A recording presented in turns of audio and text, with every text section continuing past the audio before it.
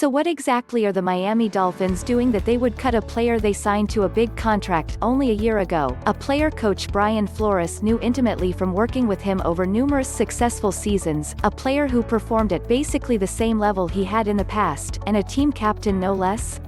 What in the heck is going on here? The Dolphins may provide cogent answers to those questions at their next press conference. Later this month or early next month, perhaps. But, in the meantime, you're going to have to settle for information based on anonymous sourcing and from piecing together moves, like a puzzle, to build a picture of what's happening and what's likely to happen next. So let's get to that. The imminent release of linebacker Kyle Van Noy was so surprising it took even him by surprise. The Dolphins, by the way, will try to trade Van Noy but likely fail because no one will want to inherit the contract the Dolphins gave the player last year, which averaged $12.75 million on an annual basis.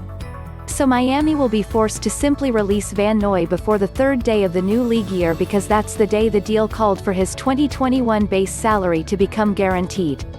The Dolphins did not try to cut Van Noy's salary so as to save cap space and still keep the player, as colleague Barry Jackson correctly noted. And the club showed no interest in restructuring Van Noy's deal by cutting his base salary to the veteran minimum and converting the remaining portion to signing bonus that prorates over the remaining years. The Dolphins could have saved $7,616,667 in 2021 cap space by restructuring Van Noy's deal. Instead, the Dolphins save $9.8 million assuming a pre-June 1st cut and $12.5 million if they designate him a post-June 1st cut, but that savings won't be available until, of course, after June 1st. The point?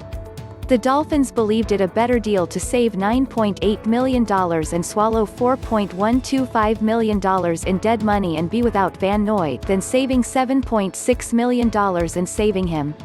So the Dolphins clearly had buyer's remorse on their 2020 Van Noy deal that was written for 4 years and $51 million.